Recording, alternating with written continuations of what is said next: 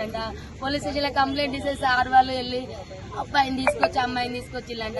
నా బిడ్డ 3 రోజుల నుంచి వాడింట్లో ఉంది, నా బిడ్డకి ఏమన్నా అయింది ఒకసారి టెస్ట్ చేయండి సార్ అంటే కోర్టు తీర్పు వస్తుంది, ఇవాళ చెక్ చేపిద్దామని చెప్పి సార్ మంగళవారం పెడదామని సిఐ గారు అన్నారంట.